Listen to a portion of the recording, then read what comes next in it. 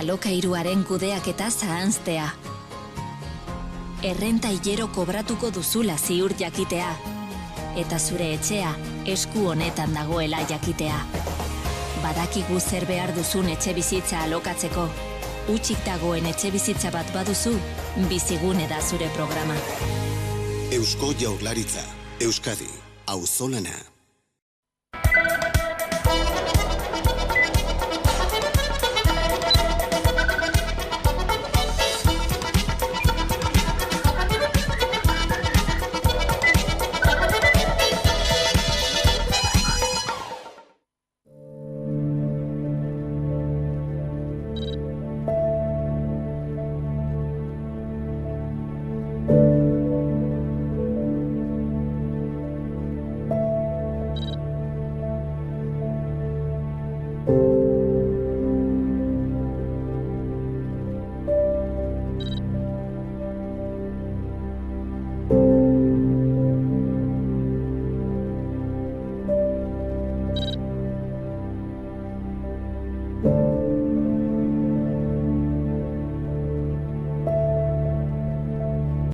Eusko Jaurlaritzak Arabako mahastiak sormarka berria baimendu du.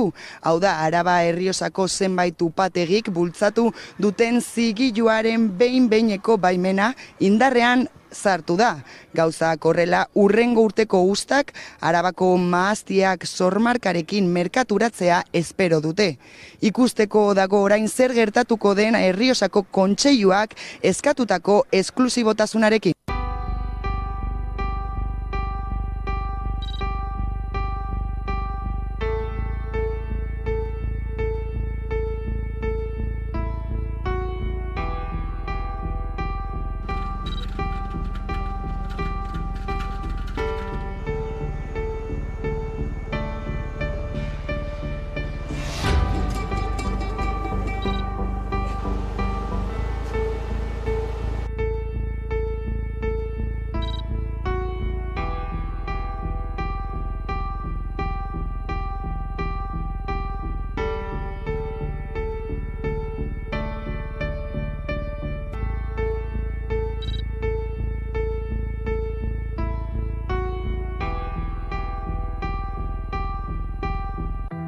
Udako lehorteak eragina izan du lehen sektorean, batik bat, mahaztigintzan. Aurtengo uzta espero zuten baino lehen jaso behar izan dute, eta horrek ondorioak izan ditu Arabako Errioxako upategietan. Hala ere, egoera oso desberdinak bizitzen ari dira mahastizainak haien baliabideen arabera. Kandido Beza upategi familiarra da, Villabuena Araba Eskuernagan kokatuta dago, eta familiako kideen artean aurrera eramaten dute. Upategi familiarra gara, lehen orain ja gero eta gutxiago, baina Arabako Errioxako eredua izan dena orain arte. Orduan mahatsa biltzeko bai behar dugu jendean. Eskuz egiten dugu, gurdira botatzen dugu, eta gero ja lagoetara, andanetara. Hartzidura eta gero, mahatsa oinekin zapaltzen dugu. Zintzo upategiak berriz aurten ikaragarrizko aldaketa bizi izan du. Villabuena Arabako upategia zen eta oso txikia baita ere. Alabaina inbertsio handia egin du eta Guardian upategi berria ireki dute baliabide eta teknologia berriekin. Oraintxe heltzen dira traktorea mahatsarekin eta deskargatu egiten dugu tolban. Gero doa despalilladora batera, non banandu egiten dugu fruitua, mahatxaren fruitua, alde batetik eta bestetik raspon. Hori doa depositoetara, tanketara, eta horazten da fermentazioa egiten. Aldaketa izan da izugarria, izugarria eta hobera. Hemen nola ditugu makinaria berria, prensa berriak, ardo mota ezberdinak egiteko, ere bai, orain arte ezin izan ditugunak egin. Aipatu dugunez, lehorteak eragina izan du aurtengo mahatz bilketan, baina ondorioak oso desberdinak izan dira upategietan.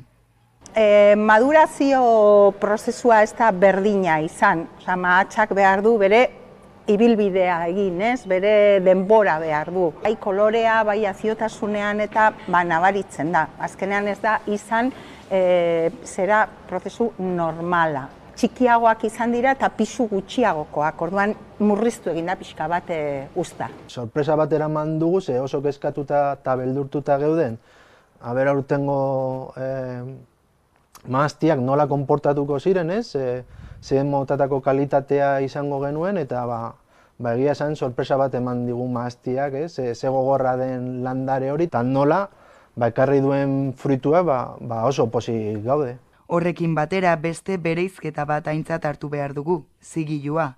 Bi upategiak Arabako Errioxakoak dira, ahatik, zoilik Kandido Beza Arabako mahastiak zigilu berriaren alde dago. Mahastizainek azpimarratu nahi izan dute, izen berri hori beharrezkoa dela euren nortasuna zaintzeko. Mendia eta Ebro artean kokatzen da. Horrek eragiten du eguraldi berezia, lur bereziak. Eta gero mahastien kokapenak, aldapatsuak, mahastiak txikiak dira, dena eskuz egin behar izaten da. Azkenean, ari gara esaten gure nortasuna dela, gure mendeetako eredu bat mantendu nahi dugula. Eta aurrera jarraitzeko hilala bizikoa dela uste dugu guk bentsat desberdintzea, diferentziatzea. Momentuz, aurtengo uzta Errioxako zigiluarekin komertzializatuko da, Eusko Jaurlaritzako behin-behineko baimena atzeratu delako. Hala baina, hurrengo urteko uzta zigilu berriarekin kaleratzeko asmoa dute. Liburua 4 ataletan banatzen da. Abia puntua 2012 urtean jaso zuen izendapenaren laburpena, 10 urteetan garatutako proiektu eta ekimenak, erronka eta proiektu eraldatzaileen bila eta azkenik ondorioak. Lehenengo atalean zehazten dute nola lortu zen hiriburu berdearen izendapena. Bigarrenean berriz zerrendatzen dira izendapena jaso zuenetik arlo honetan zer aurrera pauso eman diren. Hala nola airearen kalitatea hobetu da, mugikortasuna jasangarriak aurrera egin du, behi eta tranbiari esker eta zuhaitz gehiago plantatu dira. Bestalde, erronkei dagokienez, jasangarritasunaren esparruko estrategia indartzea, klima larrialdiari erantzun propioa ematea eta 2030 urterako hiri karbono neutroa izatea besteak beste. Gauza asko ditugu egiteke eta horiek ere jorratu beharko ditugu, ez? Eta orain erronkari nagusiena 10. urte honetan izango da lotzea, ez? Ingurumenarekiko politikak, ez? Gure lehiakortasun ekonomikoarekin. Eta hori da hain zuzen ere lortu nahi duguna. Batetik, lehiakorrak izateko ekonomia aldetik, eta bestetik neutraltasun klimatikoa lortzeko datozen 10 urte hauetan, ez? Gure ongizatea eta bizikalitatea mantentzeko. Ingurugiro gaietako ikastegiaren zentroak eta Gasteizko udalak liburu honetako aleak banatuko ditu, hala ere online formatuan eskuragarri dago udaleko webgunean. Suposatzen da Nafarroako gobernuak bihar onartuko dituela aurrekontuen aurreproiektuak. Elma Saizek, Ogasun eta Ekonomia Kontseilariak adierazten duela aste bat bihar onartuko zela testu hau. Momentuz PSNeko Altzorrezek adierazi du akordio globala dagoela, baina oraindik Podemos eta EH Bildurekin negoziaketak ez dira amaitu. Hala, egun baten buruan akordatu beharko dute, akordioa lortu beharko zuten azaroaren 4ean entregatu nahi bai dute parlamentuan. Las cosas van bien, que hay reclamaciones evidentemente por parte de algunos grupos y que habrá que solventar, pero no tenemos ninguna duda de que acabarán siendo solventadas y por lo tanto los navarros y las navarras pueden estar tranquilos porque habrá unos nuevos presupuestos. Hemos hecho propuestas, estamos esperando contrapropuestas y mañana nos reuniremos para valorar si se aceptan o no. El voto no lo decidimos ni el parlamentario, ni siquiera la coordinadora, lo decide nuestro Consejo Ciudadano de Navarra, al que tendremos que rendir cuentas sobre esta negociación y después escucharle para decidir finalmente cuál es el voto en relación a los presupuestos.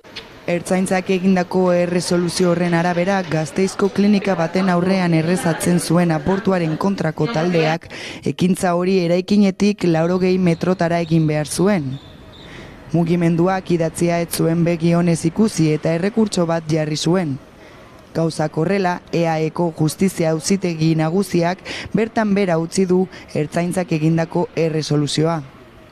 Gasteizko klinikaren aurrean egiten dituzten protestak ugarituz doaz. Osasun zentroaren atarian ia egunero arrozarioa errezatzeaz gain kartelak eramaten dituzte zenbait mezurekin. Abortuaren kontrako mezuak dira hain zuzen ere. 40 egun bizitzaren alde, 2004 urtean Ameriketako Estatu Batuetan sortutako mugimendua da, eta euren helburua da abortatzeko eskubidea deuseztatzea. Azken egunotan, 80 metrotara dagoen Desanparado zelizan elkartu dira, baina aldaketa honen ondoren klinikara bueltatuko direla aurreikusten da. Bestalde, Donostiako Azkabide klinikan ere Gasteizko bezalako protestak egin ohi ditu kolektiboak. Hala ere, kasu honetan epaile batek arrazoia eman zion klinikari, eta protesta egin dutenak eraikinetik 100 metrora egon beharko dira. Autoak dioenez, haurdunaldia etetea doazen emakumeen intimitatea eta abortatzeko duten eskubidea urratzen dituzte protesta horiek, baita klinikaren langileen eskubideak ere. Euskaraz ikasi eta bizitzeko aldarrikapena albiste da egun hontan. Igandean Nafarroa Oinezen jendetza elkartu zen ikastolen aldarrikapen egun berezi honetan, baina hitzordu gehiago ditugu aste honetan. Esate baterako gaur Larragan bertan D ereduan ikasteko aldarrikatu nahi dute manifestazio baten bitartez, eta horretaz gain asteburuan Herriberan ere hitzordu nagusiak izanen ditugu. Goizean Ablitasen Herrigoraren auzolan erraldoia izanen da, eta arratsaldean hor dago ekimenaren manifestazioa. Badaude atxikimenduak sare sozialetan parte hartzeko eta baita ere Nafarroa osotik prestatuko dira autobusak bertara joateko.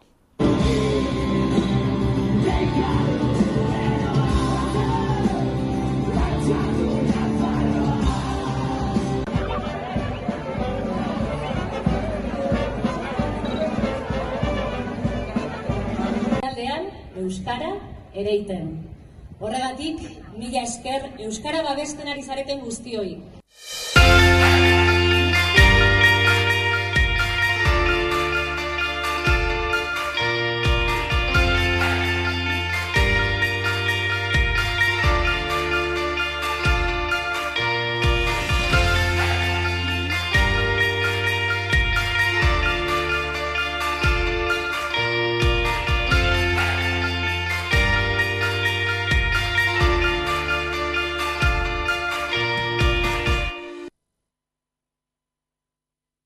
Beno, irudiak ikusi berri ditugu, balorazio ona, ez da, aurreikuspenak bete dira? Bai, oso pozik gaude, egun arrakastatsua izan zen, egun edo asteburu esan dezagun, bi egunez ospatu genuen gure Nafarroa Oineza, eta gaur aje emozionala geratzen zaigu. Aipatu duzu ez da, zertarako erabiliko duzu aurtengo irabaziak? Bueno, 3 helburu nagusi izan ditugu beti, lehena izango litzateke euskara eta euskal kultura eta faia eta zonaldean sustatzea, eramatea, aisialdira eramatea eta horretan gabiltza. Ondoren, etorriko lirateke helburu ekonomikoa dutenak. Bi eraikin ditugu, horietariko bat nahiko zaharkitua geratu da eta gure proiektu pedagogikoa aurrera eramateko espazio berriak sortu behar ditugu.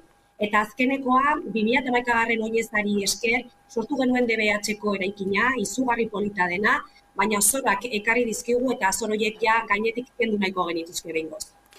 Laugarren aldia izan da, Tafalla Nafarroa Oinez ospatu izan dela, duela 36 urte izan zen lehen dabiziko hori, eta ordutik aldaketa handiak gertatu dira, baina hizkuntza eskubideen aldetik zein da egoera? Bueno, egia da, oztopo desberdinak izan ditugula ikastola sortu zenetik, 52 urte daramatzagu lanean, oztopoak, burokratikoak, legalak izan dira, gaur egun bestelako batzuk dira, egia da, egoera oraindik ez dela nahiko genukena bezalakoa, aurre egin behar zaie garraioaren arazoei eta bestelako batzuei, eta tamalez beti ospatu behar ditugu horrelako festak esateko eta oihu egiteko hemen gaudela, euskal hezkuntza nahi dugula eta erraztasunak nahi ditugula. Bain zuzen ere zeuen ikastola Nafarroako erdialdean kokatuta dago eta urtez urte, euskalduntzeko bide horretan hasia ere induzu, leloarekin bat eginda. Zer ez da nahi du horrek, hainbeste pertsona euskalduntzeak? Bueno, hori bat da egia esan, orain atzeraka egiten duzunean, 7 familiekin hasi zen gure ikastola, ikastolari esker euskara euskalduna izaten ari da, eta azken belaunaldi hauekin loraldi polit bat izaten ari garela esango nuke. Oso garrantzitsua da esatea euskaraz bizi daitekeela, komunikatu gaitezkeela, dantzatu, abestu, eta horregatik aisialdia oso garrantzitsua da, zerbait landu behar duguna, eta esango nuke horretan gabiltzala, eta naiz eta bidea oraindik luzea den, ongi ari. Milioiak eta milioiak urtero aurrekontuetan abiadura handiko trenaren obretara bideratzen diren kopuruak. 16 urte igaro dira obrak hasi zituztenetik, eta HTan erakundek ezarretako dirua handituz joan da. Dagoeneko azpiegitura horren gastua 5.000 milioi euro ingurukoa da Araban, Bizkaian eta Gipuzkoan. Hala ere oraindik geltoki eta zati batzuk egiteko daude eta azken gastuen aurreikuspena 10.000 milioi eurokoa izan daitekela uste da, ELA sindikatuaren eta EH Bilduren arabera. Datorren urteko aurrekontuei dagokienez Espainiatik behintzat 118 milioi euro bideratuko dituzte Euskal Herritik igaroko den HTaren obrekin jarraitzeko. Bada diru kopuruak handitzen doa zenean, azpiegituraren amaiera data ere atzeratzen doa. Euskal Herriari dagokionean gainera, Euskal Idelakoaren eta Iruñaren arteko lotura nondik egingo den oraindik erabakitzeke dago, Gasteiztik edo Ezkiotik egingo den alegia. Hala ere momentuz bi obrekin aurrerantz jarraitza erabaki dute. Berez Ezkioko geltokiaren obrak amaituta izan beharko luketenean amaitzeke daude. Otsailean bukatuta egon behar zuena iraiera arte atzeratu zuten, baina oraindik ez daude amaituta azken txosten ofizialaren arabera. Bestalde iragan udan Espainiako Garraio Ministerioak eta Jaurlaritzako eta Iruñeko gobernuek bi obren arteko loturari heltzeko aurreikusita zuten bilera bertan bera geratu zen. Horren ordez iraiaren 13an Pedro Sánchezen eta Maria Txibiteren exekutiboak bildu ziren, eta Iruña eta Altsasu arteko zatiaren trazaduraren plangintzan eta exekuzioan aurrera egitea erabaki zuten. Ildo horretan proiektuen mapen arabera Altsasura hurbiltzea, Gasteizerantz tiratzea eta Ezkiotik urruntzea da. Dena den Espainiako gobernuak urtebete atzeratu du Gasteiz edo Ezkio aukeratzearen azken erabakiaren data, baina zenbait aditu diote Gasteizen aldeko apustua eginda dagoela.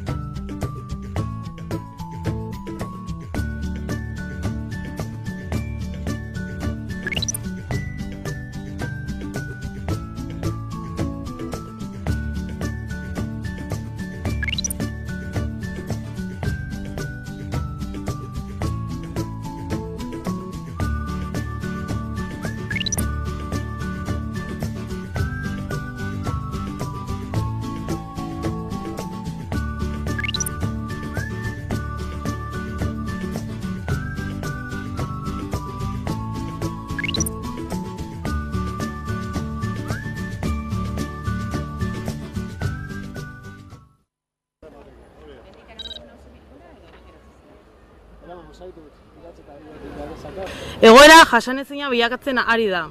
Inflazioak gora egin eta egiturazkoak ziren arazoak azkartzen ari diren honetan, langileon eta herri sektoreon diru sarrerak eta beharrezkoak ditugun zerbitzu publikoak murrizten ari dira.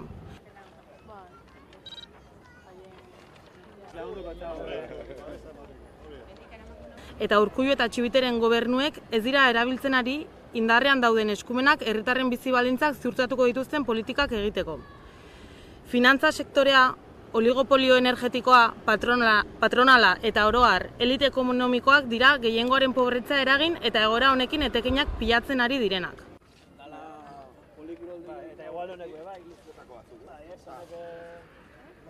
Lan eta bizitza duinak bermatu eta merkatuen esku hartzeko garaia da. Udazken honetan, herri honetan inorratzean ez gelditzeko borroka egiteko prest gaude, eta langile eta herritar orori deialdi hauekin bat egitera dei egiten diogu.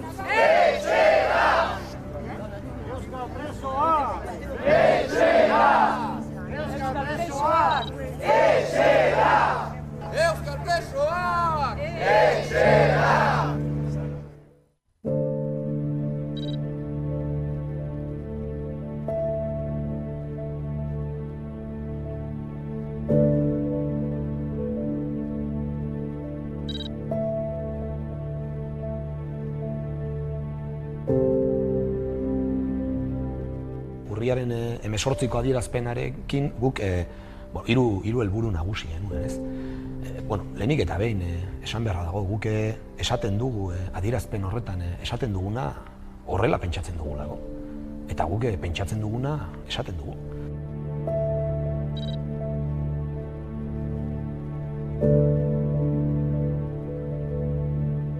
Puntu horrek esaten zuena zen gatazka konpontzeko, besteak beste biktima guztien aitortza eta erreparazioan aurrera egin beharra dagoela.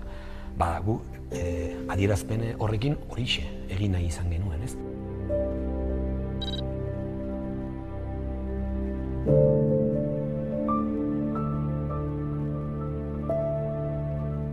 Bere momentuan esandako gauza berbera. Guk uste dugu garai haretan esandakoa bigentzia osoa duela. Eta zerbait gehitzekotan esango nuke haura dela gure posizioa, inalterablea den posizioa, betirako eta betikotasuna duen posizioa, eta zentzu horretan gure apaltasunetik herri honen elkarbizitzari egiten diogun eta egin genion ekarpena.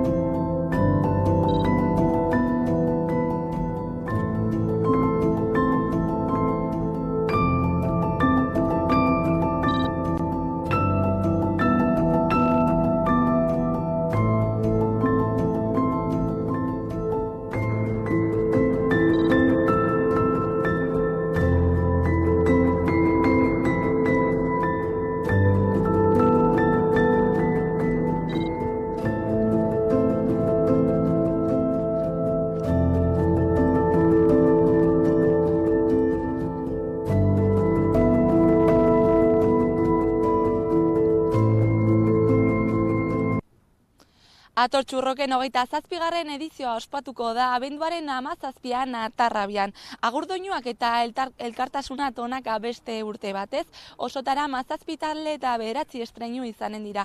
Aurten esate baterako Sociedad Alkoholika, Merina Gris edo Mafalda taldeak egonen dira bertan. Berriro ere askatasun taupadak izango dira protagonista Euskal Herriko elkartasun jaialdirik handienean.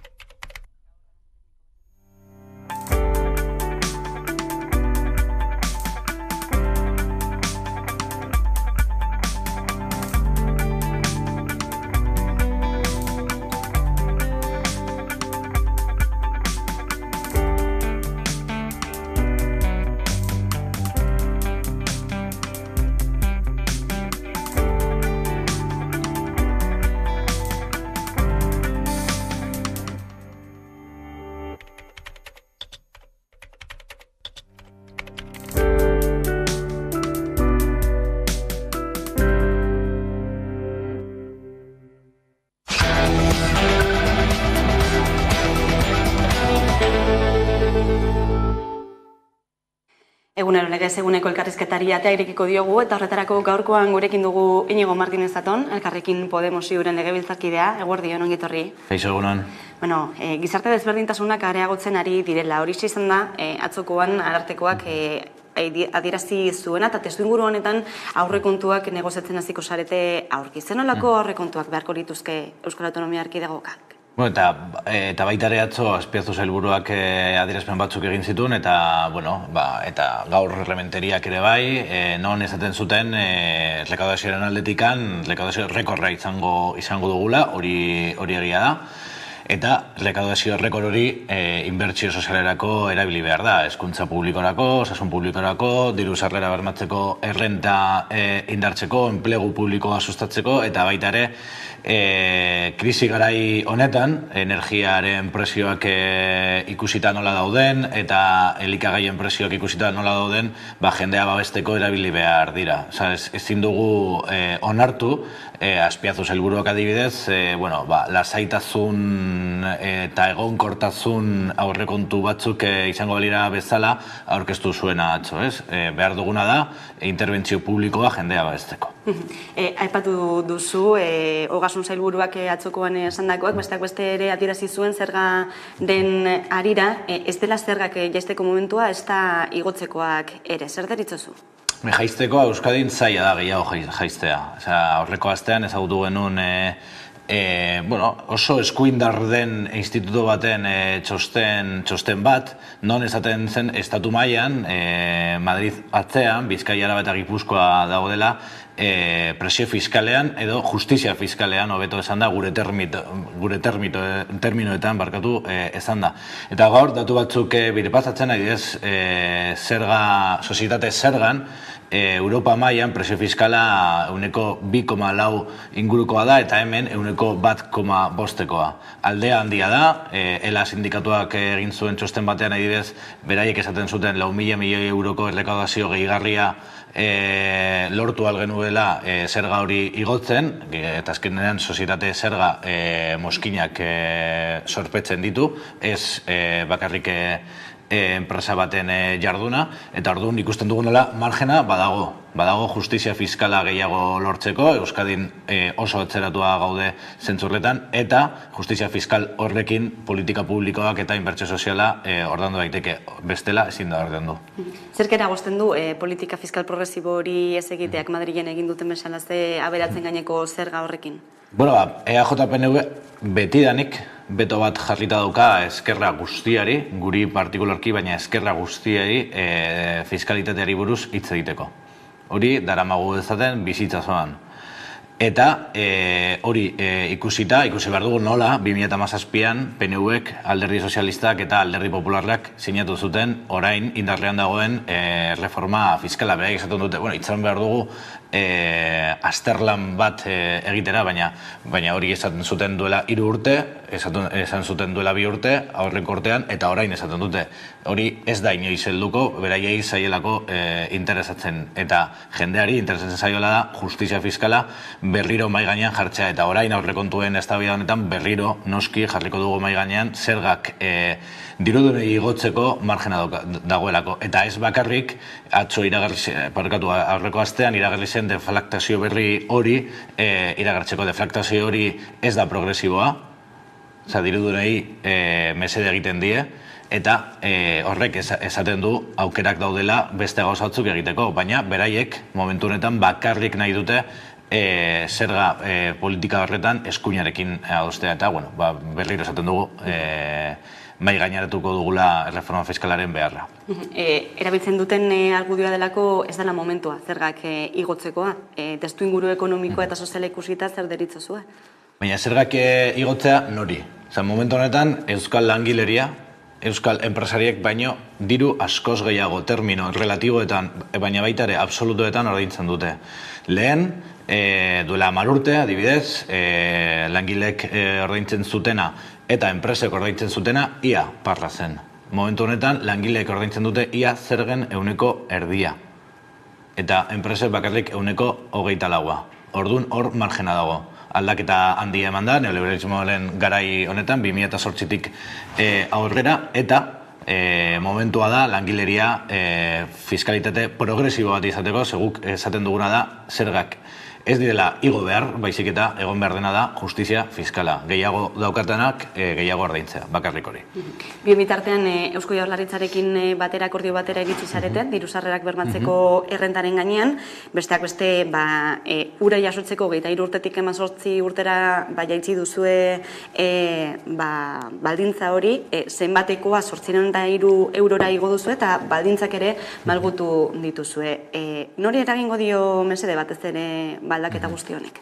Bueno, era zaurgarri batean dauden pertsonei, batez ere gazteei, batez ere pentsioak kobratzen duten eta gehienak diren emakume hoiei eta lan oso prekarioak daukaten langilei. Azken finean akordio hau egiten duena da 23-tik, zuk esan duzun moduan, 23-tik 18 urtetara jaistea era orokorrean eta baita ere bete behar diren baldintzak errestea, diru-sarrera bermatzeko errenta hori lortzeko, eta baita ere egoera zaurgarrietan dauden kolektibo askori, adibidez, enpadramenduaren baldintza hori kentzea, adibidez, biolentza matxista pairatu duten emakumei, eta beste egoera oso larri edo zaurgarri batean dauden kolektibo askoei. Eta, pentsatzen dugu akordioa ona dela, eta espero dugu orain gehiago zabaltzea, eta beti esaten dugun moduan, diru-sarrera bermatzeko errenta euskal gizartearen lorpen bat da, ekimen hiritar legegi baten bidez aprobatu zena, eta guztien artean defendatu behar dugu, ze eraso asko jaso ditu azken urte hauetan, alde batetik gestio txar batekin, beste alde batetik PP eta PSOEk sinatu zuten erreforma horren partez, eta baita ere, kaleetan PPek, Vox eta beste elkarte batzuk askotan martxan jarri duten diru-sarrera bermatzeko errenta horren kontrako kanpainen partetik. Orduan defendatu behar dugu, hobetu behar dugu, eta guztien artean sindikatuen parte hartzerekin, atzo manifestazioa burutu zuten elkarte askorekin, beste alderdiekin bermatu behar dugu, ze azkenean justizia edo babes sozialerako erreminta ezinbestekoa da. Prozesua ez da akorde honekin amaitzen beraz? Ez, oraindik zuzenketak eta ponentzia eratuko da, legearen ponentzia eratuko da, beste zuzenketa batzuk mahai gainean daude, era orokorrean esan dezakegu PPek ekuazio horretatik atera dela, baina beste alderdi batzuk daude oraindik adostasun hori zabaltzeko, eta nik uste dut ona izango zela, ze hemen jende askoren etorkizuna jokoan dago, eta nik uste dut merezi duela esaten den moduan eskuak zikintzea. Testuinguru ekonomiko honetan soldatak ez dira azten ari inflazioa bezain beste, patronalak zein puntuetaraino blokeatzen du egoera honek, egoera hau? Patronala era struktural batean blokeatzen du, bai hemen eta bai estatu osoan, Confebask eta COE zentzu horretan daude oso lerrokatuta, eta atzo bertan berriro Yolanda Díaz presidente ordeak mai gaineratu zuen patronalaren blokeo hori. Atzo ikusi genuen nola sindikatu guztiak edo gehienak Bizkaiko metalgintzako konbenioa edo hitzarmena negoziatzen ari duten sindikatu guztiak berriro mai gaineratzen zutela metalaren patronalak blokeatzen zuela akordioa, eta nik uste dut hemen Eusko Jaurlaritzak isilik dagoela, eta hitz egiten duenean, beti hitz egiten du moderazioari buruz, eta moderazioari buruz hitz egiten duenean, hitz egiten du sindikatuek bere aldarrikapenak moderatu behar dituztela.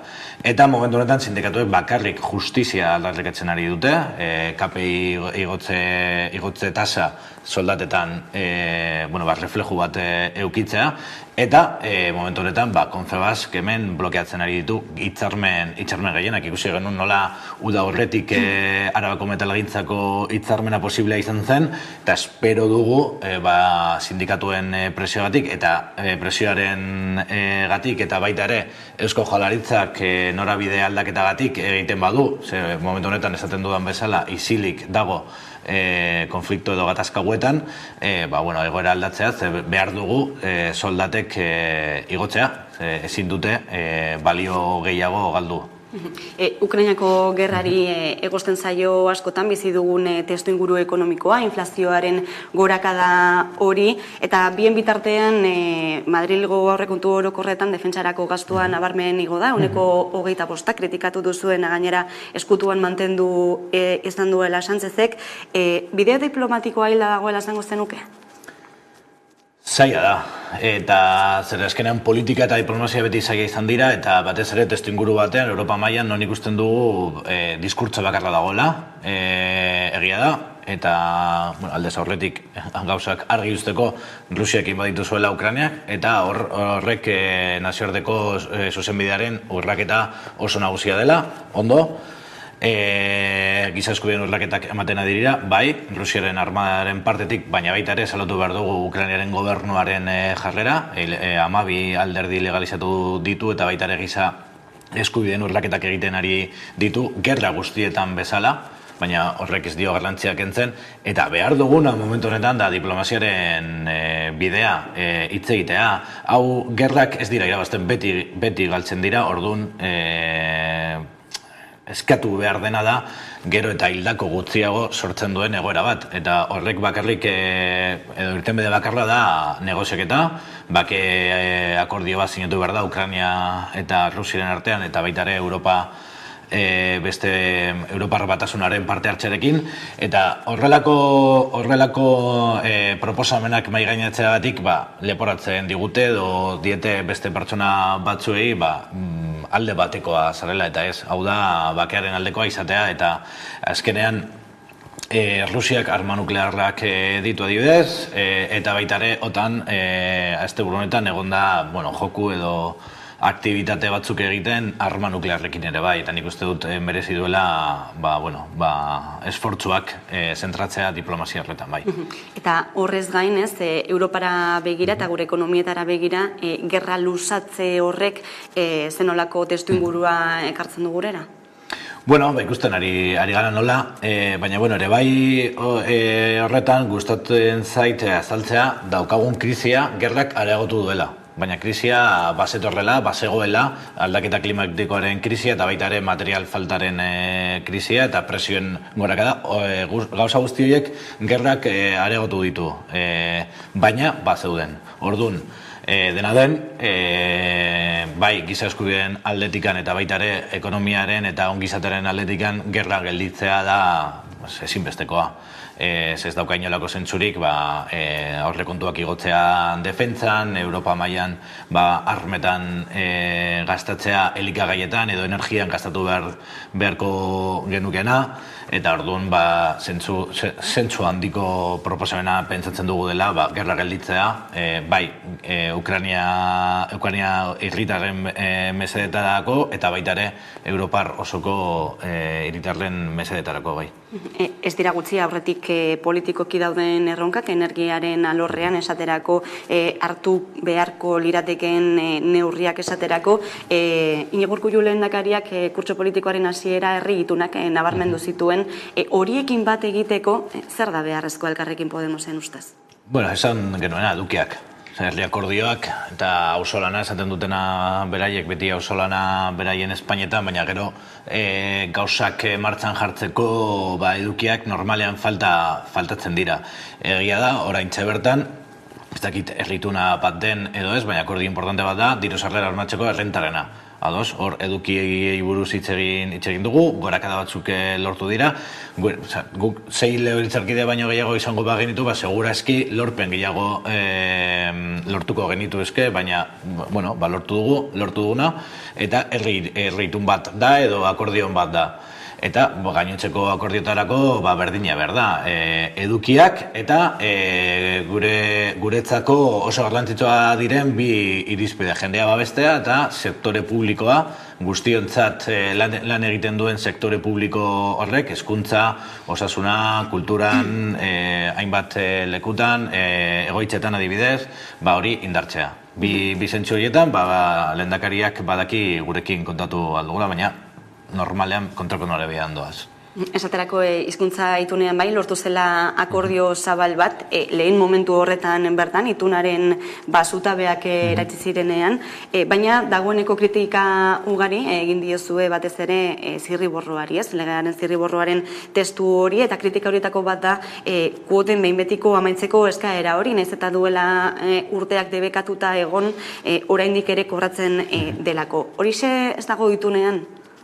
Ez, itunean bai, aurre proiektuan eta orain arte argitaratu diren arau eta dekretu edo dekretu proiektuetan ez. Duela 40 urte debekatuta daude kuota kobratzea EAen eta estatu osoan, eta ikusten dugu nola itunpeko eskola guztiak, edo 89% kobratzen dute kuota hauek. Eta kuota batzuk, 20 eurokoak dira, eta bueno, gure auzoetako itunpeko eskoletan kobratzen dira, baina ere daukagu sasi elitezko eskola batzuk non 180, 200 euro kobratzen dira, eta horretaz gain diru publikoa jasotzen dute. Hori, nik uste dut jende guztiari edo jende gehienari txartu iruditzen zaiola, elitezko edo sasi elitezko hezkuntza bat diru publikoarekin ordaintzea, eta horren kontra eta eskola publikoaren alde sinatu genuen akordio hori, eta lehen esan duan bezala berriro eskuak bustitzen, eta seguretzat oso erosoa izango zen bakarrik gure eskina batean gelditzea eskola publikoa aldarrikatzen, eta punto, baina nola badakigu transformazio bat eman behar den gure helburua lortzeko, euskal eskola publiko hegemoniko bat lortzeko, sinatu genuen akordio hori 43 neurri konkretu horiekin. Baina, hortik sinatu eta gero, arau guztiak, 6 urteko itunak sinatzeko garaian atera den dekretua, araua barkatu ez da dekretua, edo planifikazio dekretua, urratzen ditu akordio horren printzipio nagusiak. Beraz, ez gaude ados, ikusiko dugu orain aurre proiektuaren bilakaera, baina momentuz ez gaude bat ere posik Eusko Jaurlaritzaren jarrerarekin, eta azaroak bostean eskola publikoaren aldeko eragilek manifestazio bat planteatu dute, eta babestuko dugu zeren eskola publikoa momentu honetan, eta gainera garai hauetan defendatu behar dugu justizia sozialaren erraminta potenteena bezala. Behin baino gehiagotan aipatu duzue hori, itunean bildutakoa ez dela betetzen ari momentuz, kolokan egon daiteke zuen babesa?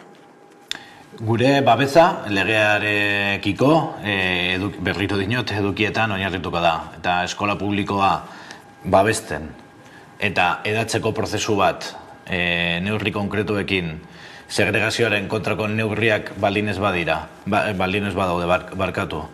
Eta baita ere, elitezko eskola itundu honen kontrako neurriak ez badira hartzen. Eta orain daukagun egoera dikotomiko hau ikusten badugu luzera doala, guk ez dugu ahaztuko legea. Hori argi eta garbi badakite gobernuan, bakigu ez zaiela gustatzen, baina gure jarrera irmoa da Euskal Eskola Publikoaren defentsan. Zer iruditzen zaizu Euskal Herria Bildu bezalako alderdi batek horrelako hezkuntza legearen alde egiteak? Bueno, EH Bilduk ituna sinatuzun guk bezala, EH Bildurekin hainbat gauza aman komunak ditugu, baina hezkuntza eredua ez da bat, beraiek beste Euskal Hezkuntza Sistema propioa deitzen diogu, gure proposamena Euskal Hezkuntza Publikoaren sistema deitzen diogu, eta hor aldeak nabarmenak dira, beraiek ikastolak sartzen dute hezkuntza publiko zerbitzu horretan, eta guk ez daukagu, eta beti izaten dugu, guk ez daukagu ezer inorren kontra, baina bai eskola publikoaren eta euskal ez publikoaren defentsa guztia egiten dugu, eta hor aldeak ditugu, eta kontrasanak guk gureak ditugu beste arlo batzuetan, eta gestionatzen ditugu, eta EH Bilduk erabaki behar du, zergatik beste zerbitzu publiko batzuetan demagun osakidetzan idez, beraiek baldarrikatzen dute kudeaketa publiko osoa eta hezkuntzan ez. Hori beraiek erantzun behar duten galdera bat da. Kontra esan ikusten duzu orduan? Bueno, kontrasana edo beraien printzipioen defentsa bat, baina gurekin ez dute bat egiten, edo guk ez dugu bat egiten haiekin puntu honetan ez. Itunez eta akordio ezari garela, datu bat EITB atzukoan jakinarazi zuena ez, legealdi honetan zehar EAJak eta PSek legeen 70% baino gehiago oposizioko taldeen babesarekin onartu dituztela ez. Zein irakurketa egiten duzu honen inguruan? Bueno, oposizioaren erantzukizuna eta baita ere legegintza honetan, aurreko legegintzan 8 lege aprobatu ziren, bakarrik. Legegintza honetan ja aprobatu dira 21. Eta aprobatuko dira, edo behintzat josatuko dira, ia 50. Orduan, normala da, arlo batzuetan ere bai, alderdi ezberdien artean, ados jartzea, eta nik hori arazorik gabe, eta baita ere daude arau oso tekniko eta administrazioari buruzko gauza asko jorratzen dituzten lege teknikoak ere aprobatu dira multxo horretan, eta baita ere, berriro dinot, oposizioaren erantzukizuna, eta puntu batzuetan, adibidez, diru sarrera bermatzeko errentaren erreforman, ere, borondate bat egon da gobernuaren partetik negoziatzeko, baina ere bai, eta atzo EITB taldeak argitaratu zuenean, ere erantzun genuen oposizioak, bai H. Bilduk, bai Elkarrekin Podemos Izquierda Unida, eta bai hiritarrek aurkeztu zuten herri ekimen lege horretan, diru sarrera bermatzeko errentari buruzko lege proposamen hori, gobernuak, alde hobeto esan da, PNVek eta PSOEk kontra bozkatu zuten. Hau da, guk daukagu borondatea gobernuak aurkezten dituen legeak jorratzeko, negoziatzeko, eztabaidatzeko, batzuk alde, beste batzuk kontra eta beste batzuetan abstentzioa, baina Eusko Jaurlaritzak 199 batean kontra bozkatu du oposizioak aurkeztu ditugun lege proposamenetan. Adibidez, gure kasuan jokua arautzeko lege horretan, eta baita ere enpresa energia publiko bat sortzeko proposamena. Orduan, aldarrikatu behar dugu ere bai, beraiek etxeko lanak dituztela oposizioarekiko zentzu horretan. Aipatutako proposamenen artean esaterako Elkarrekin Podemosek egindako bat da alokairuen prezioa mugatzeko proposamen hori. Eusko Jaurlaritzak badu eskumenik hori legeztatzeko? Gauzak egin daitezke, adibidez, estatuan aprobatu behar den lege hori heltzen den bitartean, lan guztia horreratu, eta hori aldarrikatu dugu hainbait aldiz, heltzen bada aurten edo horrengo urtean, gero Eusko Jaurlaritzak beharko du beste urte bat lanak egiteko, zona estensionaz deitzen direnak neurtzeko, tasatzeko, eta non interbenditzen den, esku hartzen den erabakitzeko, eta guk aldarrikatzen dugu hori aldez aurretik egitea.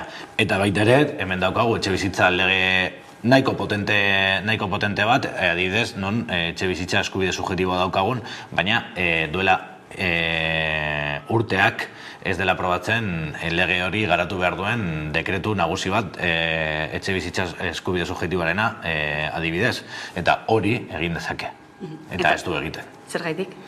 Bueno, alderdi sozialistak edo ez dakit alderdi sozialista den edo Arriola sailburuaren jarrera ez dakit patxadas hartzen du, ez dute ikusten behin eta berriro mahaigainean dugu guk eta adibidez stop kaleratzeak plataformak edo beste talde batzuk, eta lasai daude betiko gauzak egiten, eta etxebizitza politika publiko handia daukagu Euskadin, baina ez da nahikoa, eta etxebizitza berriro dinot, etxebizitza legea garatzeke daukagu Euskadin, eta ez dute egiten, beraiek, ez dakit, ja oso eroso delako boterean, edo gobernuan, edo ez dakit zergatik, baina ez dute egiten. Baina, realitatearekin kontrastea egiten, kalean dagoen arazo nagusienetariko bat etxebizitzarena da, eta batez ere gazteentzako. Gaztelagun programa dago, baina ez da heltzen jende guztiarentzako, eta baita ere ikusten dugu nola, batez ere Bilbo, Donosti, Gasteizen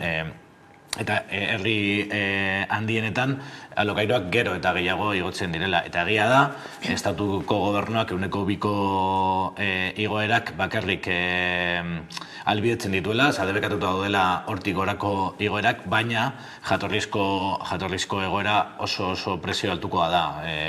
Donostikoa 1000 eta piku, Bilbon 1000 inguru, Gasteizen 800 inguru, eta hori momentu honetan gazteek ezin dute ordaindu, eta gaztetatik kanpo gizartearen zati oso handi bat, orduan, neurri gehiago behar dira, baina ez dituzte martxan jartzen.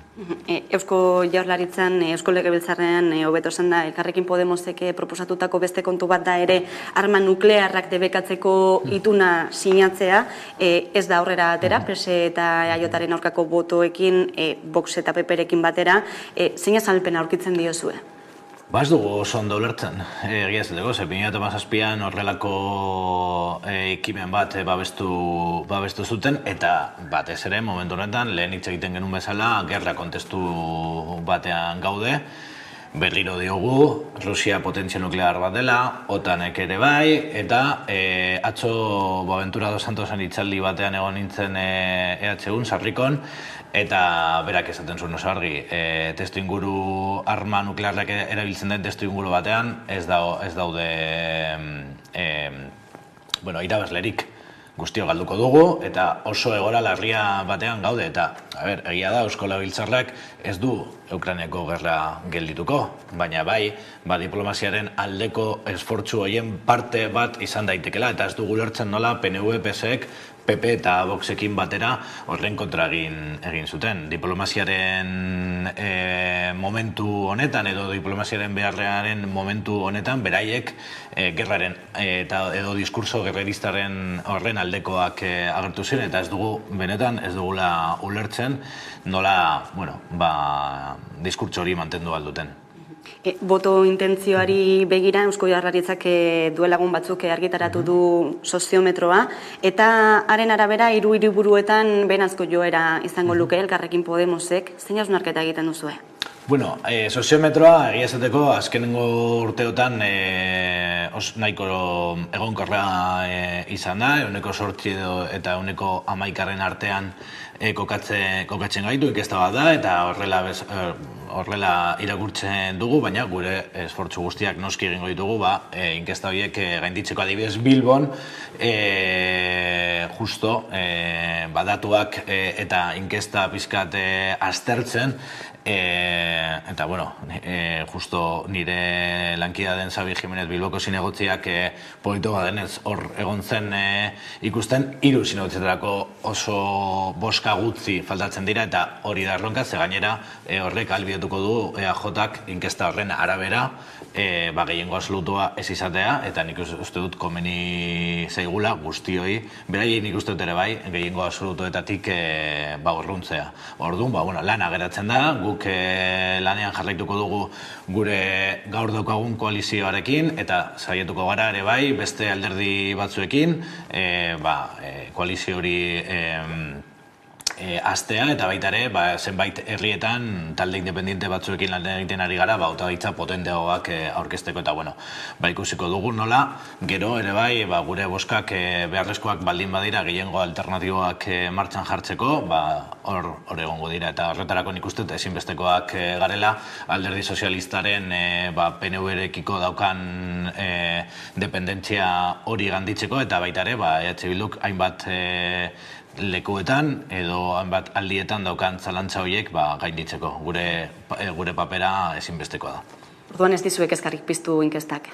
Kezka beti, noski. Azkenean inkesta momentu konkretu baten islada dira, eta noski guri gustatuko litzaiguke beste inkesta batzuk mai gainean ukitza, baina guk lan egiten jarraituko dugu gure ideiak mai gainenatzen, kaleetan eta instituzioetan, eta saietuko gara inkesta horiek gainditzen. Azken galdera bat urte hurren batei lotuta, gaurkoan izan ere 25 urte betetzen dituelako Guggenheim Museoak, zer uste duzu ekarri diola Bilbori eta Euskadiri? Nik uste dut era kolokial batean kriston aldaketa izan dela Bilborako eta Euskadirako, Guggenheim Museoa, eta baita ere berarekin etorri den transformazio guztia. Eta baita ere, transformazio hori kulturan, basea izan duela kulturan, egia da, gero arazo bat daukagula ez Guggenheimekin, baizik eta turismoarekiko daukagun gero eta gehiagozko dependentzia horretan, eta baita ere, ze motatako ekonomia eta lan lanbide motak ekartzen duen. Orduan, nik uste dut gauza bat dela turismoaren eta kulturaren aldetikan Guggenheim oso ona izan dela, eta Bilborako ere bai, eta beste aldetikan, aztertu behar dugula horrek edo turismo dependentzia horrek ekartzen ari dituen ondoriotan, eta baita ere Guggenheim buruz hitz egiten aldarrikatu behar dugu 25 urte pasata, bai garbitzaileen eta bai Guggenheim langileen lan baldintzak hobetu behar direla, eta ezin dugu onartu Bilboko Udalak, Eusko Jaurlaritzak eta Foru Aldundiak beti esaten duten aitzakia, fundazio pribatu bat dela, bai, baina justo Bilboko Udala, Eusko Jaurlaritza eta Foru Aldundiaren parte hartzearekin. Orduan, eredua edo ginda jartzeko lan baldintzak hobetu behar dira Guggenheim bai. Iñigo Martínez Zatón, Elkarrekin Podemos Ziuren legebiltzarkidea, eskerrik asko gaurkoan gurean izategatik. Eskerrik asko zuei. Horrengo arte. Eta tarte baten ostean itzuliko gara, eguneko solasaldiari bide emateko. Gaurkoan gurean izango ditugu Maialen Ferreira eta Carmelo Landa, orain arte. Jauzi digitalari esker, telebista guztietan ikus daiteke aurrerantzean 11 telebista. Edozein etxetatik 11 zuzenean zein nahieran ikusteko aukera ematen digun aplikazioa aurkeztu baitu 11ak. Aplikazio hau instalatzeko Google Play plataforman 11 bilatu, klikatu, deskargatu eta abian jartzea besterik ez duzue.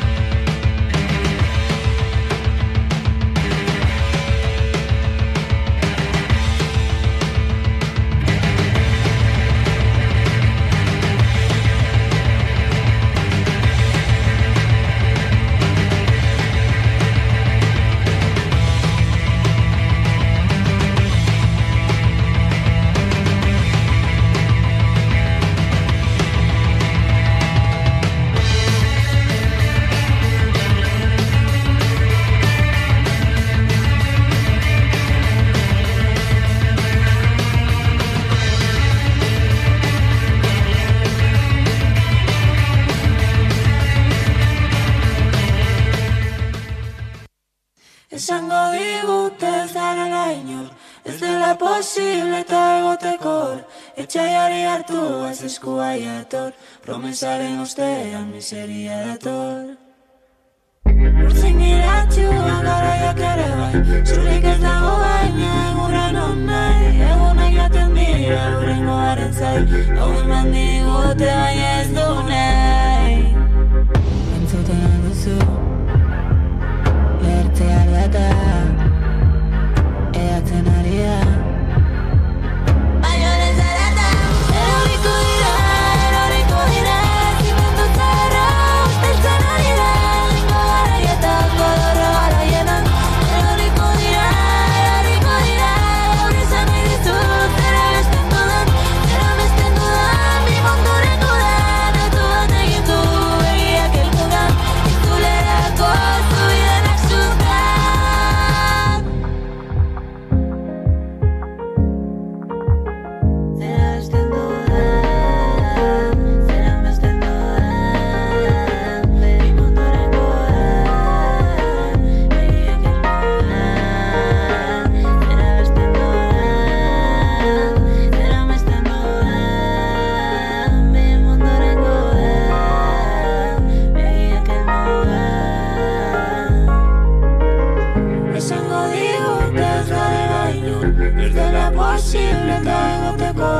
Etxaiari hartu, eskua jator, promesaren ostean miseria dator. Entzuten alduzu kolpeka mailua, ezin da gelditu haren mugimendua. Mailua gu gara guan dautua, bakarrik ezin dut heldu nire eskua. Eroriko dira, zimendu zarra usteltzen ari da, lingo garaietan godorro garaietan. Eroriko dira, zera besten dudan, bi montureko da.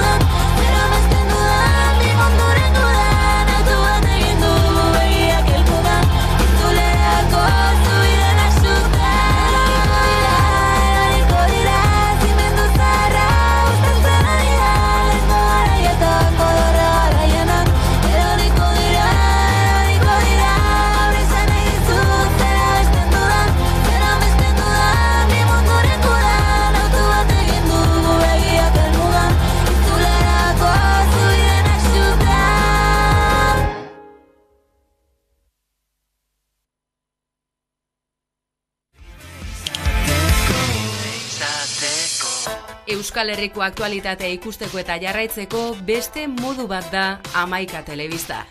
Eguneroko gaiak alde batera utzi gabe, itzalean direnei arreta eskainiz eta tartea emanez. Errealitatearen 11 alde ikuspuntu guztiak kontuan hartuta. Gertatutakoa, zuzenean eta eskura. Noiz nahi, edonon eta euskarri guztietan gainera. Telebista egiteko beste modu bat posible delako. Euskaraz, gertutik eta konfiantzaz. Egin dezagun, bat izan, 11 egin.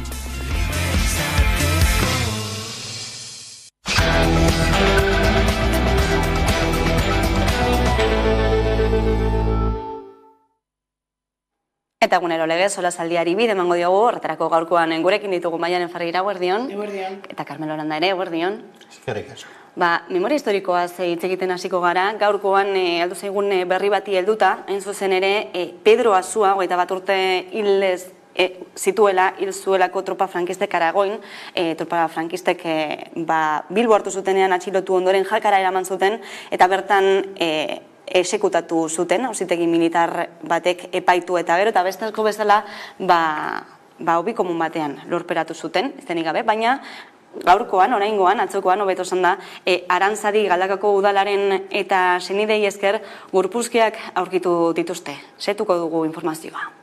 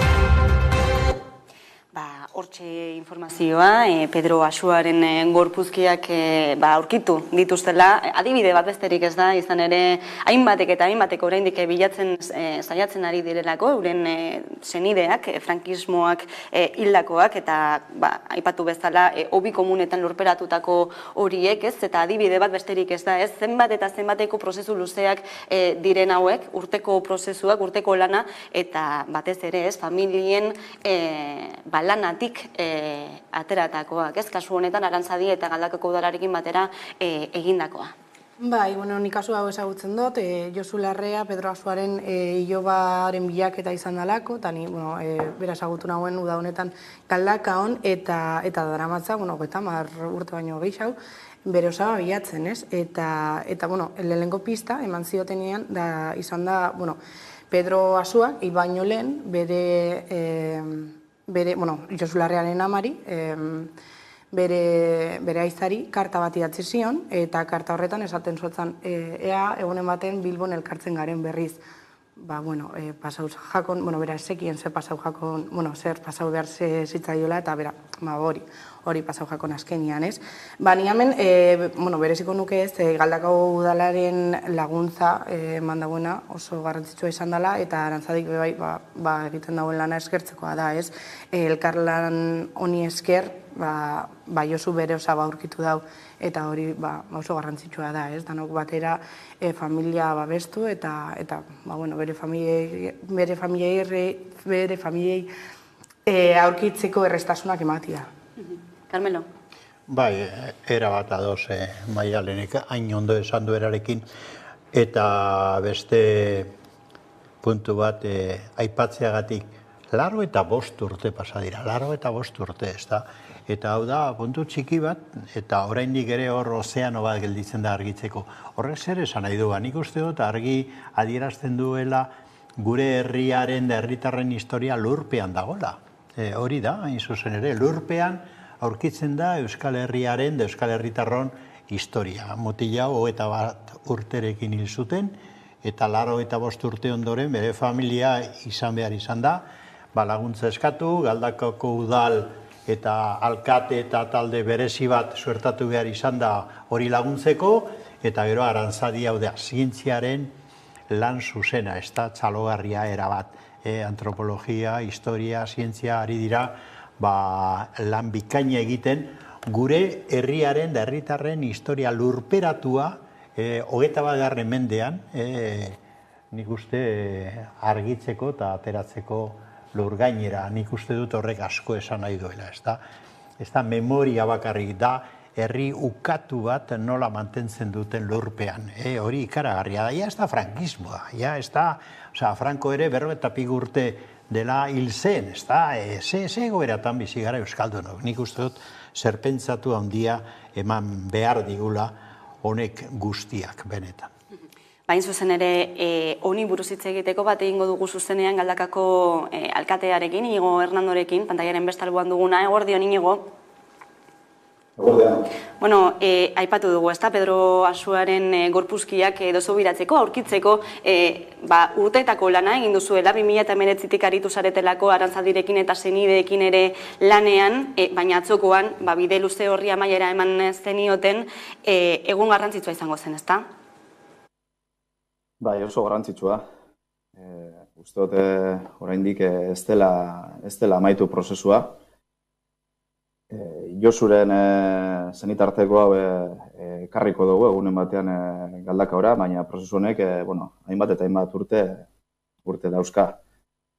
Egia da, orain dela urte asko eta asko familia jada kontaktuan jarri zela udalarekin, hemengo memoria historikoaren elkarterekin, eta legegintzaldia ziren, Josu gurekin kontaktuan jarri izan berriro, eta abiatu genituen izapide guztiak. Ez da bide erreza izan, egia esan hainbat eta hainbat izapide egin behar izan ditu bidetik, bai Jakoko udalarekin, bai Arraioiko gobernuarekin, bai hemengo Arantzadiko elkartearekin bai proiektua aurkeztu izan genuen, beraiek euren eskua luzatu ziguten eta Lourdes Errasti jarri zuten proiektuaren zuzendari moduan. Eta hainbat eta hainbat agente daude hemen, Jakako zirkulo republikarra ere bai, hango hilerriko, izan da, erregistroaren jarraipen oso zehatza egin dutelako urteetan zehar. Eta aipatu nahiko nuke, agente guztiak gaude hemen, batera lanean, baina kuriosoa da, edo kurioso eta tristea benetan, baina Jakako hilerrian 200 gorpu baino gehiago dituzte. Eta kasualidadez edo, Pedroren gorpua lehenengo kasua izan daiteke, desobiratzen dena. Aipatu duzu, ez da prozesu luzea izan dela urteetakoa, elkarlan handia eskatu duena, izan ere esaterako 2005 urtera arte, haren zenideek bazekien hilde egin zutela sua, baina ez zekiten askoz gehiago, ez da? Horrek ere erakusten duzen olako desinformazioa, ziurgabetasuna dagoen horrelako gaien gainean, adibide bat besterik ez aipatu duzun moduan, 400 pertsona, hobi komunetan lurperatutakoak jakan bertan, hau lehena, beraz, itxaropenerako ate bat ere zabaltzen da honekin, ez da? Bai, hori nabarmendu nahiko neuke, Galdakako udaletik. Egia da, hango erregistroan agertzen zala, epaiketa sumarizimo bat egon zala, eta 1928ko otsailaren 7an, Pedro Asua epaitu zutela, eta kondenatu zutela hiltzea. Gero, ez zuen kointziditzen kanposantuko erregistroarekin, ze hantxe, adibidez, agertzen zen, otsailaren 7an, sin nombre bat hilobiratu zutela, egortzi zutela. Eta, hor, ariari tiraka, eta hango jente hitz egiten, jakan badute Galdakao gogora daukagu, hemengo memoria historikoko elkartea, herrian, hantxe ere zirkulo republikano deitzen dena, eta orduan, puzzle baten moduan, pieza guztiak lotzen, azkenan ikusi izan, eta euren laguntzaekin ere, egun hauetan jakan zirkulo republikanoko jente nagusia, egon da, batez ere, bere garaiko historiak entzun zituenak eta enterradoreak zesaten zeban eta zerrez. Eta, asmatu da non egon daiteken Pedroren gorpuzkiak non dauden. Oina den frogaren zain gauz, Josu Larrea etorri zan gugaz bidaian, hemengo historialari bat ere eraman genuen, eta, ona etortzean, Josuren izekoarekin, aden frogentzako lagin batzuk hartu ziren, bego esan etorri, nagusiagoa da. Eta froga horiek esaten badeuri ez dela baztergarria, ez dela froga exkludentea esaten den moduan, Pedroren gorpuzkiak direla ziurtatu ahalko dugu. Eta esperantza izpibaz baldu jakibe bai, Jakako familia eta zenitarteko guzti horiei, 200 gorpu baino gehiago badukiz antxe ehortzite.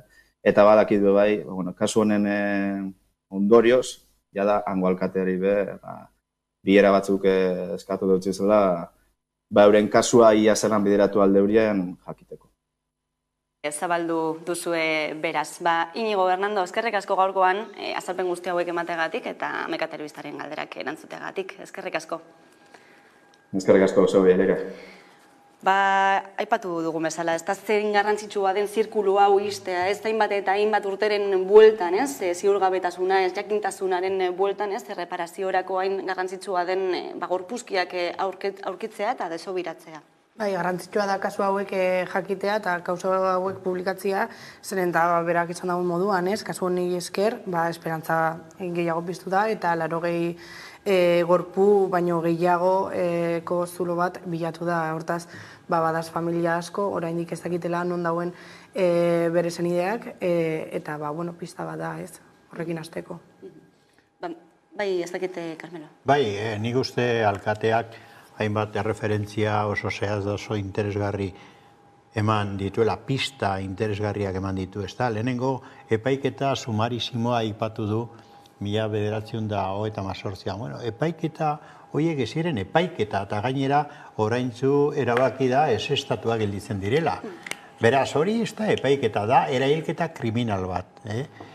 Sublebatu kriminal eta hiltzaile militar batzuk egindakoa. Hori bere izenez deitu behar dugu modu zehatzean da zientifikoan. Hori da, erailketa antolatu bat kriminal talde batek, aldra batek egina, ez da burutua. Pedro Azuarena eta beste hainbat 400 inguru aipatu ditu inguru horretan bakarrik, ez da? Hori benetan da genozidio bat, hori hola da, ez da? Eta gero gainera horren gainetik esan du izenik gabe, sin nombre, agertzen zirela. Hau da, ukatzen zaie bizitza eta ukatzen zaie izena eta jatorria euskalduna direla. Nik uste dut benetan egoera eskandaloa dela eta eskandalo dimensio horretan ipini behar dugula. 85 urte pasa ondoren, hemen eskandalu bat bizitzen desagutzen ari gara. Da interesatu nagusiak nonbait, hori argitzeko ikusten duzu. Galdakako herritar xumeak, alkate hau, Soriona berari eta Arantzadi elkarte zientifikoak da historialariren bat. Ez estatu Espainiarra, orduan hor agertzen da elementu bat oso interesgarria eta lotura bat. Lotura bat, estatu hau noiz sortzen da, praktikanan sortu zen, sublibazioaren ondoren. Eta lotura bat mantentzen da, estatu horren sorkuntza orduan eta orain estatuak nola jokatzen duen. Gero beste puntu batean ere ikusiko duguna. Nik uste hasi behar dugule euskaldunok, anedota kontatzetik ondorio zientifiko batzuk ateratzera.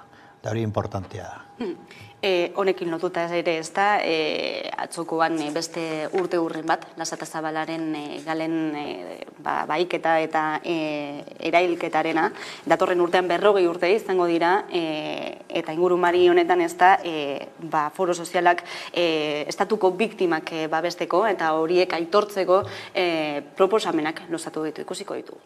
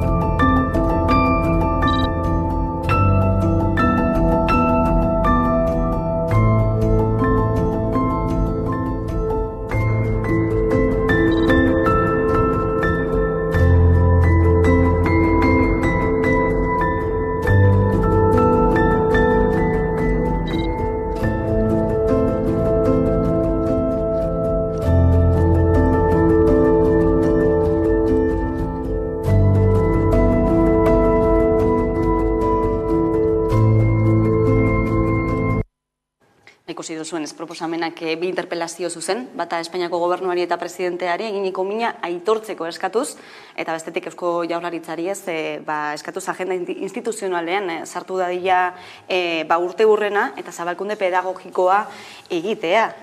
Proposamen hauek errealitatetik nahiko urrun daudela gaur egun ematen du, zer uste duzue? Errealitatetik zuk ondo esan duzun bezala oso urrun daude zergatik, ez dutela nik uste proposamenak ez dira txarrak, baina ez dute sakontzen benetan errealitate horretan, begira. Hor ikusi diren irudiak, min sakon baten irudia dira, senideak, lagunak nola hartzen duten, uste dut, Lasata Zabalaren gorpuzkinak nola hartzen dituzten. Ezen ikusi bigarren partea, eta da Polizia Espainiarrak eta Ertzaintzak nolako, izenik gabeko kargak egin zituzten hilerrian bertan, eta Onjarbiko aireportuan, nire biktima izan nintzen, aportu zidaten beso bat, karga horietan, parlamentario nintzela, eta justu gorpuzkinak ailegatu ziren, hori ez da gertu, baina hori ere historia beraren parte bada, ez da. Baina zergaiti diot ez dela nahiko sakontzen, begira, Lasata Zabala modu benetan, izenik ez dauka hori zer egin zuten horiekin, ez da, Ipar Euskal Herrian atzilotu hegoaldera eraman Donostiako gobernuaren egoitza ofizial batean, gogoratu Donostian, lotu, torturatu modu basatian, gero erailtzeko, hain gaizki zeuden ze erailtzeko agindu eman general batek, Guardia Zibilen generala izango zen Rodríguez Galindo batek, eraman urrunera, eta kare bizia gainera botata desagerrarazi, horrek ze izen dauka, ez da? Baina, hori nok egin zuen, egin zuen PSOE-ren gobernu, Madrileko gobernu baten ordezkariek, adibidez, Gipuzkoan ordezkari ofiziala zenak tartean, eta Guardia Zibilak eta goimanduak, orduan, horiek dira alako basakeria absolutoa egin zutenetik boteretik hori azteko, ez da? Eta gero dago bigarren arazo bat, hemen biktimak, eta sortutako biktima dira bakarrik nonbait, eta hauek zer dira, ez da? Orduan, izkutatu nahi da, etakoa gainera orkesten dira kriminal basati bezala eta inolako motivaziore gabe horari direnak borrokan, eta hauek, estatu ordezkaria zer dira. Nahi da, izkutatu hemen konfrontazio oso latza zegoela, eta jatorria eta oinarria politikoa dela. Da herri honi esaiola bide politikorik eskaintzen, da eskaintzen oraindik ere. Ordan gauza horiek aztertu behar dira sakon, historia zeu zertarako dago, ez anedota kontatzeko nik uste dut.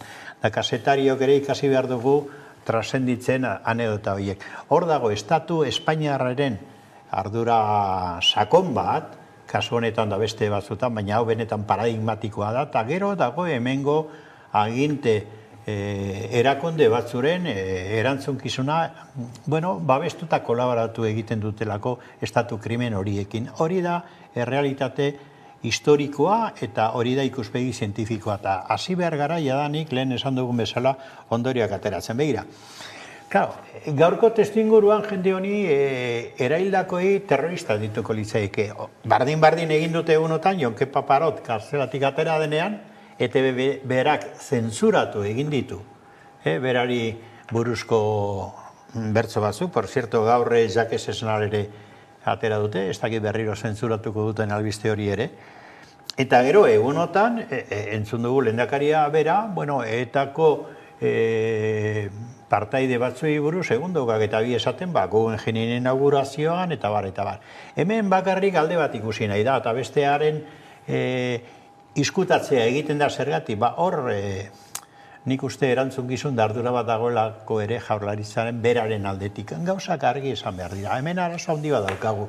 Hemen ez da bakarrik biktimak guztia konsideratzea. Hemen konsideratu behar dena da gatazka gogor eta latz bat gertatu zela, da oraindik ere ez dela gainditu eta ez dela ikusi nahi. Gaur Ukrainian borrokatzen diren soldadu zer terrorista dituko diegu? Logika bera aplikatuz. Ez dugu ikusiko beraien artean dauden biktimak, eta Putin zer da, heroi bada orduan, esan nahi dut. Izan gaitezen koherenteak han eta hemen azterketak egiten direnean. Hemen gatazka bat izan zen, estatuak kriston krimenak sortu zituen, eta batez ere estatuak ukatu egiten dio orduan, eta orain ere estatu honi soluzio demokratiko bat. Da hor dago jatorriko arazoa. Eta hildo horretatik ez, kuriosoa da behin eta berriro elkarbizitzaren aldeko diskurtsoak entzutea, behin eta berriro ez, biktima lehenengo mailakoak eta bigarren mailakoak betikotzen diren bitartean, Maialen. Bai, hori da, oraindik asko falta da ez, estatuen biktimek sufritzen duten tratamendu asimetrikoa gainditzeko. Eta hori pasitan da, justo estatu espainola, ezin dago aitortu berak egindako zen gauza bat, ez oso zaila da, eskatzen dute ez, estatu espainola eta Pedro Sánchez aitortzea zer gertatu zen, ni hori estatu uste pasauko danik ikusi genuen, ez, Aieteko Bake konferentzian, Otegietaren mina, etaren biktimei beren mina adierazi zien, eta aitortu zauen, ez, ni hori estatu uste Pedro Sánchezek egingo dauenik urrengo gortian. Lasata Zabalaren urte berrogei urte urrenan. Eta, jakintasun asko dago, gal eta estatuen biktimei buruz, estatu sekretu ofizialak ez dakigulako, ez, eta ni galdetu nahiko nuke ez, noiz ezagutuko ditugu, zergatik oraindik eskutatzen dira. Hain gobernu sozialista badago Espainian, zergatik ez halako gauzak esan, publikatu eta aitortu gertatu zen mina. Hori bakarrik, reforma horretan betikotu nahi dituzte sekretu horiek, ez gutxienez 50 urte gehiagoz sekretupean utzita. Noski, hemen gauza bat euki behar dugu argi, kasetariok, historialariok eta oro har herritarrok, ez da. Demokrazia ez da estatu baten edo gobernu baten gainean esarri daiteken etiketa bat. Ez da hori, demokrazia da egoera bat, estatus bat, gainera iraunkorra bihurtu behar dena. Eta demokrazia izan behar da bide bat arazo politikoa daudenean konpontzeko. Eta hori estatu espainiarrean gaur egun ez da gertatzen. Ordan alferri da tituluak aireratzea, orain ikusi dut Alemaniako politikari bat, Kataluniako kasuaz eta hitz egiten esan du, berak ondorio bat atera duela, Espainiar estatu ez dela demokrazia bat. Asuntoa zer balio dute, etikete balio dute edo gertaera balio dute, ez da? Eta benetako egoera iraunkorrak. Nik uste dut, Aieten bertan eta baita ere, orain egiten diren balorazioetan falta da urratz bat ematea. Eta da, biktima guztiak mingarriak gertatzen dira eta dolua eman behar da guztiekin bai, baina hori baino sakonago, hemen aitortu behar da nolako gatazka dagoen, da estatua bera ze portaera eukizuen eta daukan. Eta da demokraziaren ukazioa. Eta orduan ukazio hori da erreparatu behar dena. Euskaldunok behar dugu geure bidea esan, geure kultura, geure nazioa, geure hizkuntza eta geure estatua nahi badugu antolatzeko. Eta hori izango da demokrazia. Bestela estatuari da joko zikina egiten. Da estatua apoiatzen dutenak berdin. Eta hemen ez dit balio niri, eta asaratu egiten naiz gainera horrekin, hemengo lehendakari bat, azten denean, diskurso ideologiko eta sasietikoak egiten, da alde bat kondenatu egiten du, berari galdetzen diot, Ukrainiakoa zer dira, terrorista dira, orduan, alde bat kondenatu eta kolaboratu egiten du beste aldearekin, estatu krimenak manten daitezen lurpean ikusten dugun legez. Hori ez da jarrera zuzena. Aurrera goitze egingo dugu ere Guggenheimen urte horrenaren arira gertatutakoaz, baina lehenik eta behin gaitzatatu behar dugu eta abiadura handiko trenaz ere hitz egin behar dugu gaurkoan. Izan ere, zirriborroak, hau da, Madrilgo aurrekontu orokorren zirriborroak, aipatzen duelako 2027 atzeratuko dela obren amaiera gutxienez, eta horrek ez da nahi du epe ofiziala zegoen baino urte bat gehiago atzeratuko dela, eta ez hori bakarri gogoratu behar dugu duela 16 urte hasitako proiektu bat dela, dagoeneko milioiak eta milioiak esautu dituena, eta oraindik bukaera data zehatzik ez duena. aurreikuspenen arabera 2028 arte itxaron beharko dela, eta datu ekonomikoei begira ere badaz ere esanik. Euskal Y-koak soilik 4.200 milioi euroko aurrekontua bazuen hasieran dagoeneko 5.000 milioi xautu dira, eta 7.000 milioi inbertitzea iritsiko dela aurreikusten da. Honi buruz hitz egiteko lehenik eta behin pantailaren beste albora joko dugu, bertan baitugu Iñaki Petxarroman, Berriako kazetaria da bera, eta askotan landutako gaia du, HT-aren. Eguerdion, Iñaki? Eguerdion, kaixo, zemouz. Aipatu bezala, urtero bezala aurtengoan ere Espainiako aurrekontu orokorretatik milioika euro bideratuko dira HT-aren obra horretarako, baina dena den gainkostuak aipatu ditugu, oraindik ere amaitze datarik ez duen proiektua dela, eta aipatu duzu, ezta, Berrian egindako erreportaje horretan titularrazten HT-aren puzlea osatu ezin dagoela. Zein da argazkia hain zuzen? Bueno, argazkia, segun nora begiratzen denez, segurazki mendebaldeko zatian, Euskaliari dagokion zatia dago aurreratuen, hor esan genezake azpiegitura lana plataforma ia osatuta dagola, faltako litzake hor bereziki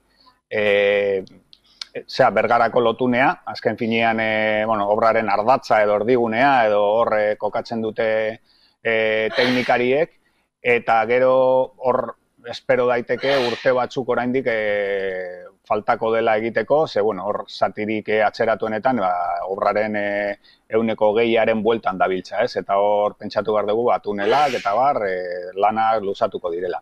Eta gero geratzen da bereziki tren geltokien afera eta hiriburuetako sarrerak egokitzea. Hor aurreratuena Donostian dago, eta gero Bilbon eta Gasteizen intzuten akordio bat Madrilek eta Gasteizek, Jaurlaritzak eta Espainiako gobernuak, eta erabaki zuten obra hori Eusko Jaurlaritzaren esku ustea. Alegia, Eusko Jaurlaritzak aurreratuko luke obra hori, eta gero ordainduko lioke Madrilek, kuporen bidez edo deskontatuz, ez? Espero daiteke horrela obrak azkartu egingo direla, Gipuzkoako zatia ere hola egin zuten, baina hala ere, atzo edo aurreko astean sailburuak berak aitortzen zuen, inaugurazioa 2028ra edo atzeratuko dela. 2028ra atzeratuko da, baina hori ere ikusi beharko da, ez? Nik uste hamarkada hau behintzat beharko dutela hori dena egiteko. Eta gero ikusten balin badeo edo zabaltzen balin badeo pizkat argazki hori beste herrialdetara, oandikan egoera, oandikan okerragoa da, ez? Iruñerritik Kastejonera dago zati bat obretan hasita, baina oso obraren hasierako zatian, bi azpi zatitan dago obra aurreratuta, besteetan atzeratuago, eta gero gelditzen da, Iruñerritik nolabait Mendebaldera edo Arabara lotuko litzateken zatia eta Euskal Herriarekin nundik konektatuko litzateken Nafar korridore hori, ez? Eta hor, bi aukera dituzten mai gainean, luzatzen nahi dira ere horrekin, bat da, Sakanatik Gasteizera lotzea Euskal Herriarekin, eta bestea da, Sakanatik tunel baten bidez Aralar zeharkatu eta Ezkio itsasoko lotura hori bermatzea, ez? Hau izan du da Madrilek hobetsi duen irtenbidea, baina Jaurlaritzak eta Nafarroako gobernuak nahiago dute Ezkio itsasokoa, azkenian Ezkio itsasokoa egitea, askatuko lituzkelako edo utziko lukelako Berganako lotunea, gaur egun aurreikusten dena, baina lasaiago, ez? Baina obra hori teknikoki oso zaila da, ingurumen inpaktua ikaragarria daka, garestiagoa da, eta orduan Madrilek nik uste erdi baztertuta daukala, eta zai dagoela pixka bat, honi azkeneko oniritzia emateko, ez? Eta gero, iparraldeko zatia aipatu beharko genuke, eta iparraldean obrak oraindik atzeratuago daude. Hor dugu, Frantziko gobernuaren erabakia 2027 arte behintzat proiektu honi ez heltzekoa, ez? Orduan horrek esan nahi du, kasik sartuko garela, mende honen erdikaldean, inoiz bukatuko balitz, Euskal Herrian dauden zati guztiak egitea. Horrekin lotuta atxerapenak, gainkostuak aipatu ditugu, oraindik ere egiteke dauden obra guzti horiek, desadostasun politikoak tarteko gainera ematen du amaitu ezina den historia baten aurrean gaudela, gainera taldeko logistek aipatzen dute, dagoeneko eginda dauden azpiegitura horiek, lehenak egin zirenak, dagoeneko zaharkitutak gelditu direla, berriro ere horiek berrekin beharko direla, beraz badirudi prozesua oso luzea izango da, ez dakit ikusten duzun amaitzeko aukerarik izango den noizbait. Hori da galdera zaila,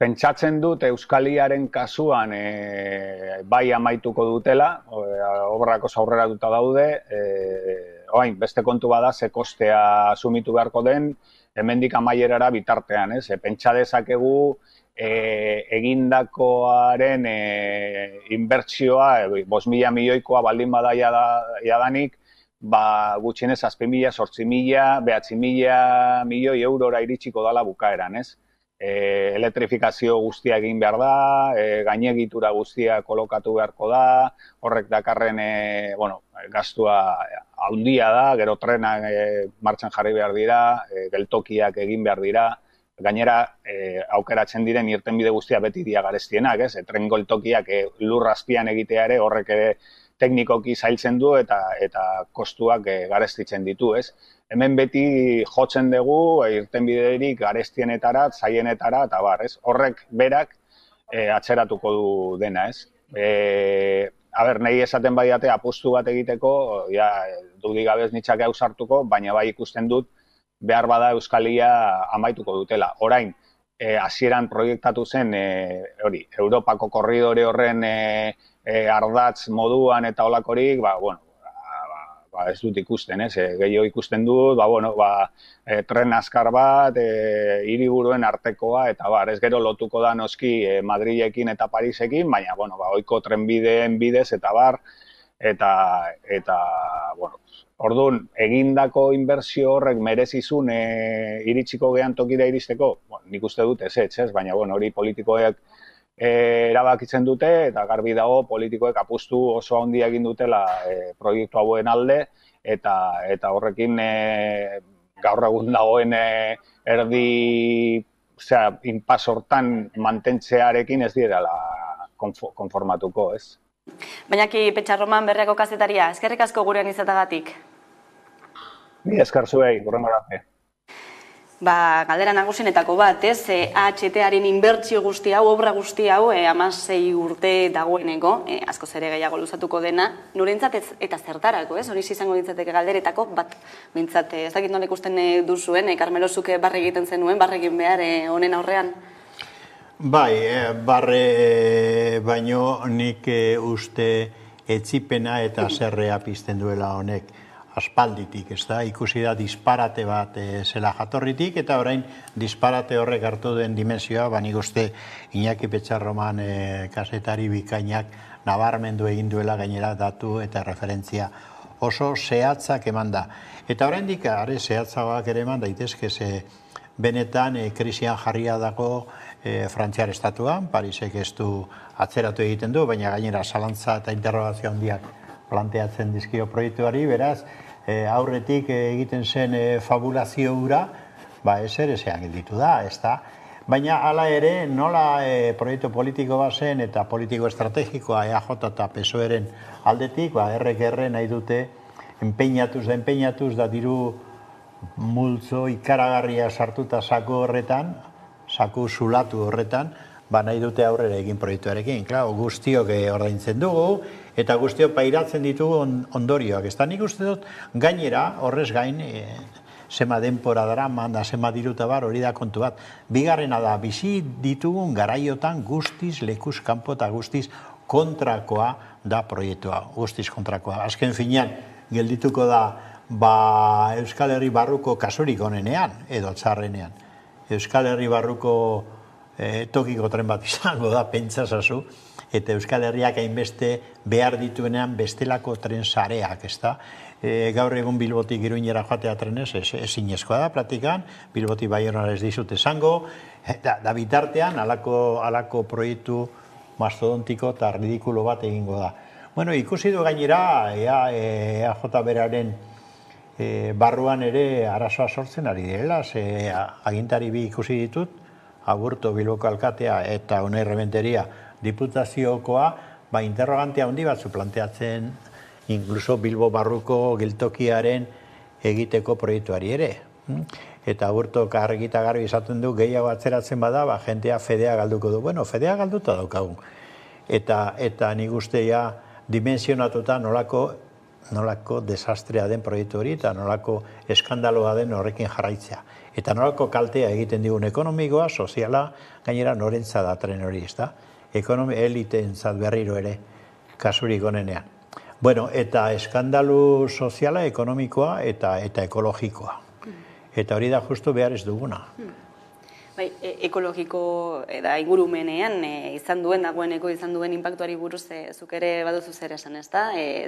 Bizi duzulako gertutik. Bai, ni txikitatik, arrasatekoa izan da ez, txikitatik bizi izan dut ez, atxabete zelan sortu zuten, ze mesedegarria izango zala esan zuten, eta askar bukatu zela, bebai, eta bertako baserriei, zenbat, lur erosi eta halako desastre bat egin zuten. Ni akordeten da, 2015an bekaria izan nintzanean, nire lehenetariko artikulu batzuk izaten ziren, hori 2021erako ja HTA, behintzat Euskal Herrixan bukatu da egongoko zela, esan dago 2028an, igual Euskadiko trenak hori, egongo die, ez? Baina, hori hiriburuen arteko tren azkar bat izango da, ez? Madrilera ez dakigu iritsiko denik, eta baita, ez dut uste, lehenengo, hasieran esplikatu zuten proiektua lortuko denik, ez? Eta nire ustez, ikertzekoa da, ez? Etorkizunean ikertuko dute HTren proiektua, egin behar ez den ejemplu bat bezala. Dena den, gaitzatatu behar dugu gaurkoan ere, urte hurren bat ere gogora ekarri behar dugulako, Guggenheim Museoak 25 urte, mendela urten bete dituelako gaur, eta hain zuzen ere hori ekarri nahi izan dugu gogora.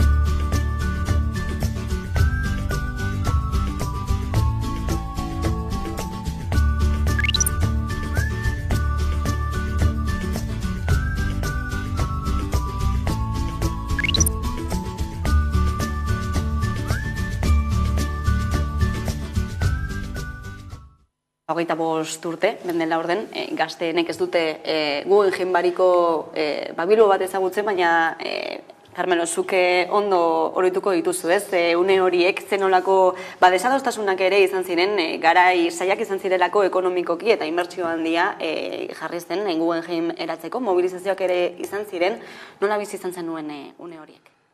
Bai, esan ni Bilbon bizi nintzen da bizi naiz, da orduan ikusi izan dut dana prozesu guztia, ez da, 30 urtetako izan da, 92an hasi zen proiektua, eta 2022an gaude, beraz, 30 urte dira, ez da, osotara inaugurazioa 97an egin zenez, orduan 25 urte ospatzen diren arren. Eta egia esango dizut nik halako sentipen kontradiktorioa dauzka Guggenheimekin eta salduko ditu laburrean. Nik uste batetik obra bera, arkitekturaren eta artearen eraikuntzaren ikuspegitik obra bera bikaina da. Nik hori uste dut ezin dela ukatu edo zaila dela ukatzea, ez da? Oso originala da, horrek ere bere esplikazioa dauka beste proiektu bat zeukan Frank Gehrig lehenengo Walt Disneyri lotua, hain zuzen ere auditorio bat egiteko, eta Walt Disney fundazioak ezetza eman zion, da hango ideia bat ekarri zuen da zehaztu zuen hemen. Oso Eraikuntza prozesua oso interesgarri izan zen, nik ikusi nuen egitura nola egin zuten, eta gero egitura horren gainean, forma bigunak deitzen direnak, lehenengo diseinatu egin zituen gerik, gainera eskuz, eta kurioso da, marrazki bitartez, eta gero behar izan zuten prozesu bat, marrazki horiek, ordenagailuan, baina, klaro, aplikazio berezi batzuen bitartez, egitura bihurtzeko, eta egitura egonkor, ez da bat ere erreza alako edifizio bati eusteko begira zelako forma dituen. Orduan, ikuspegi horretatik izugarria da, ederra da, oso ederra da, ez dago zalantzarik. Baina gero dator Guggenheimi ematen zaion funtzioa, eta inkluso funtzio soziala, funtzio urbanoa, eta erabilera, ez da. Da horrek asko keskatzen hau, gaur egun bereziki keskatu egiten hau.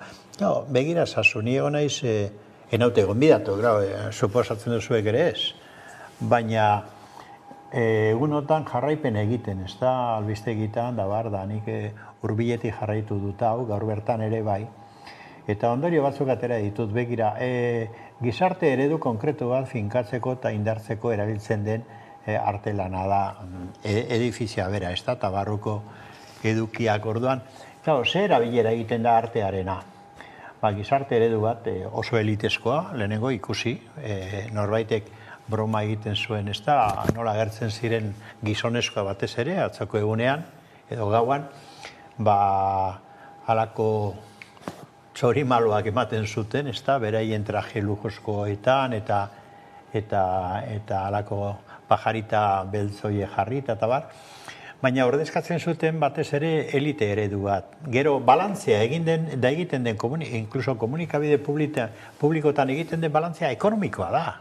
Hau da, ze ekarpen, 25 milioi bizitari, ez dakiz zenbat milioi euro, ze ekarpen egiten duen, eta dana, zifra ekonomikoetan da, balantze ekonomikoetan egiten da.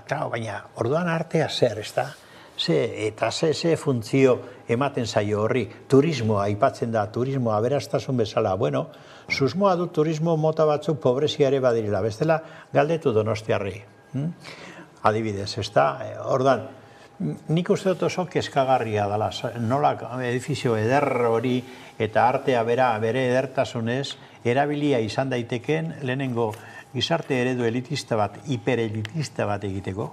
Gaur irakurtzen nuen prentza berean adibidez Guggenheimenen inguruan egin dituzten bogata guzti horiek, 400 piku gonbidatu, ez dakiz zer, eta alako, eta beste horri aldean parekoan, Caritaseko ordezkari batek esaten pobrezia nola ari den goraka egiten Bilbon bertan.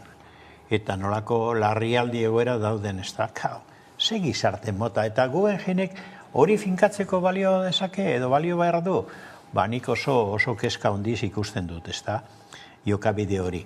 Gainera implikatzen da Jaurlaritza, Urkullu, berriro ere aipatzen dugu Urkullu, aipatzen dira elite ekonomikoak, El Correo bezalako komunikabideak, nik uste dut oso keskagarria dela, ze gizarte motatara bultzatzen gaituzte.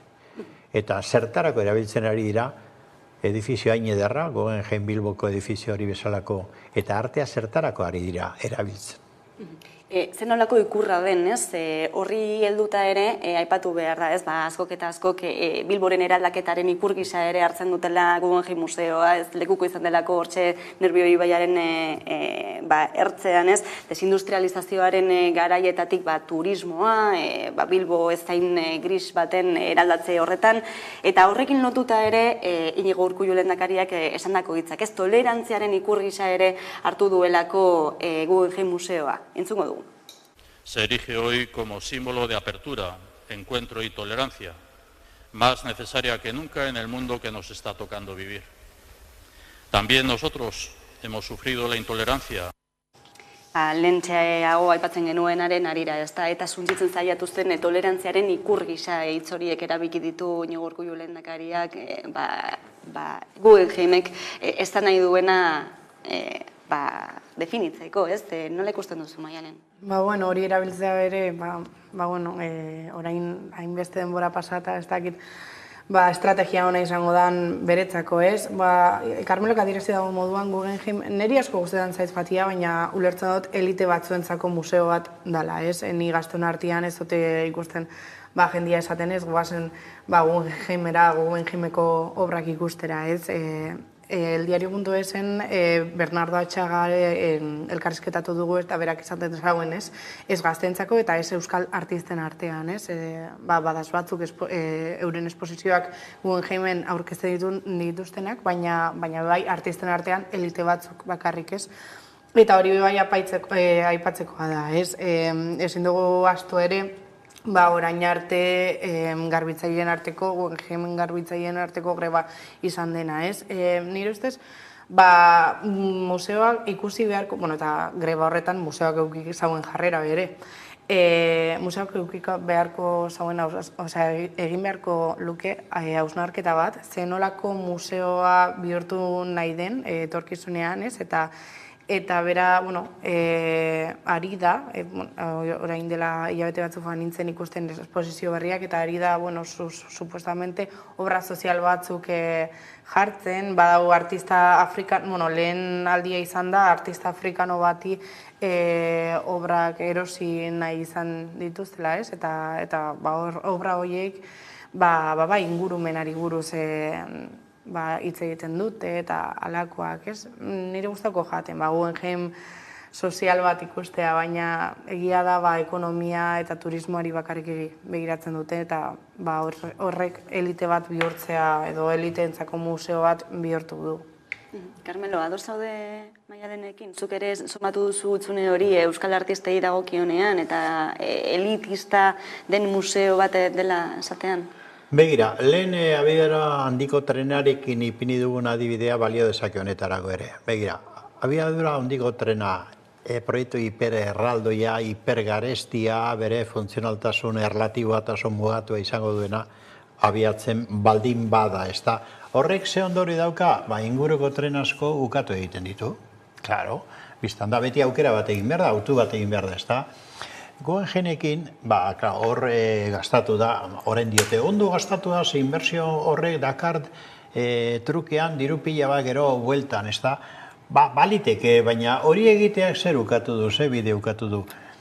Urkullu bera entzun dut orain gazteleraz hitz egiten. Zein da euskal kulturaren egoera une honetan, zein izan ziteken bestelako proiektua bultzatu ezkero arte mailan eta kultura mailan oro har, ez da? Beti batek bestea baztertzen du, ez da? Eta gero dago, hori komentatu behar dut, ez da? Tolerantziari buruz, gazteleraz, Urkulluk esan duen ideia hori, bere jarrera erabat intolerantea da hori esan behar da. Zer da tolerantzia, begira, adibide bat jarriko dut, berak inguru horretan gertatu zen erailketa bat komentatu du, ez da? Eta Agirre ertzainarena oso ondo. Baina garai berean, da plano berean gertatzen da, etakoak izandakoa edo horregaiti zigortuak izan diren personak 32 urte pasatzen dituztela gartzelan. Hori ez da drama bat. Persona gazte batek bere bizitza ia osoa gartzelan ematea, ez da drama bat, ez du merezi aipamen bat. Ze tolerantzia, ze etika dago. Urkullu ari da etika oso zarkitu eta ideologia religioso baten interpretazio oso zarkitua eta atzerakoia egiten, eta hori ezin da egin kargu publiko batetik. Eta ari da baztertzen gauza asko eta jokabide oso maltzurra praktikara ematen da. Adibide konkretu bat emango du berriro, ez da? Maialen Arzalluz. Maialen Arzalluz, agian berak ez daki, baina jakin beharrekoa da, hegoaldetik iparraldera ihes egindako errefuxiatu baten alaba da. Maialen Arzalluzek bere etxe ondoan ikusi zuen nola Ion Parot txilotu egiten zuten eta ikusi du 32 urte gartzelan egiten. Eta egin du kantu bat, bertso bat kantatua. Eta modu nahiko simplean, baina oso adierazgarrian, manifestatu du drama hori, tragedia hori. Tragedia ez da bakarri jentea hiltza, tragedia 32 urtez gartzelan egotea, tragedia handi bada. Eta hori azaldu duze gertatu da, Urkulluk zuzentzen duen EITBek zentzuratu egin du hori. Ordan hor ez dago tolerantziarik, bat ere tolerantziarik, da hori salatu egin behar da. Tolerantzia oinarri demokratiko eta berdintasunaren gainean egin behar da. Eta drama guztia konsideratuz. Ez bakarrik batik politikoki konsideratzea komeni zaizkion dramak. Eta hor dago begi bakarreko begirada eta oso maltzurra eta oso desegokia egoera demokratiko bat antolatzeko. Hori esan behar da.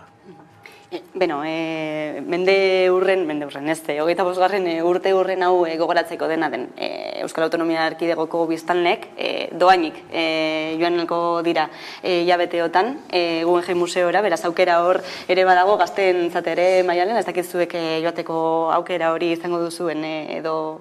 Fango gare, baina, claro, ontxe doainik jartzen dute, baina urtean zehar euro balixo dago, eta ez inongo errebajarik ez gaztentzako, ez orduan, alako, horregatik da eliteentzako museo bat, ez.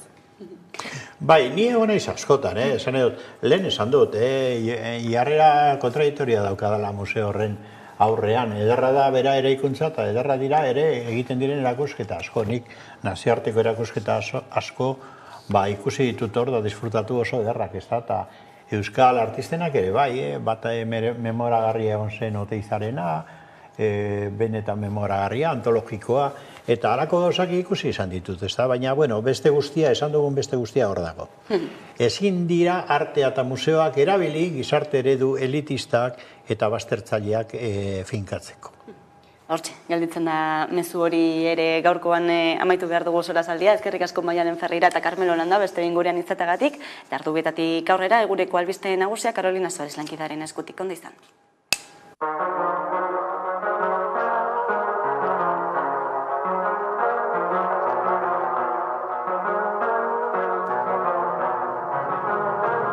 Zeberezi azaren esaten deutzat, jakingo baleu soratzen hauela, baina uranita hori oa bera, zute bakara zugarratake.